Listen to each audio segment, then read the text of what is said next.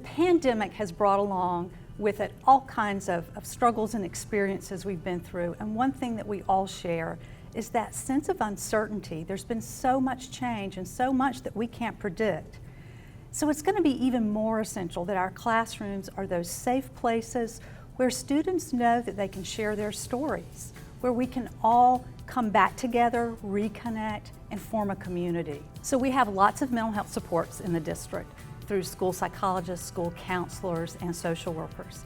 But you know, our teachers do a lot in the classroom. That's where we have our community building, where we share our stories, where we practice social and emotional learning skills, because you can't just learn them out of a curriculum.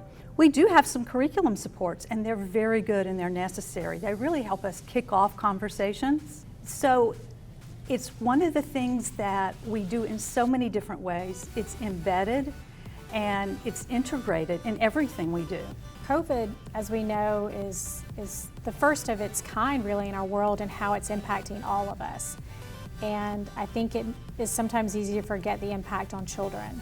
As adults, we know that we're losing our jobs, we may be losing some homes, financial, we may be losing our loved ones. And that takes a toll on children as well. You know, there's a saying I heard recently of there is no such thing as a child, there's a child in someone. And so when we as caregivers or we as teachers, providers for them, are stressed, that has an impact on them as well. I think it's giving them the words and demonstrating how we're doing things ourselves to stay healthy, and then linking them to resources if they need them. If you're worried about your child, trust that gut instinct. Reach out to the school mental health counselor, reach out to the mental health center.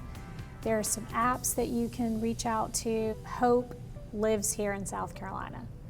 We have resources. We're all eager for students to get back into the academics, so we're all a little worried about that.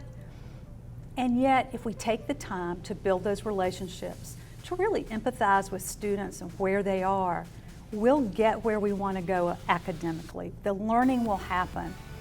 And starting with that empathy and compassion, that says to a student, I'm going to meet you halfway, we're in this together, I'll hold your hand through this, and we'll figure it out.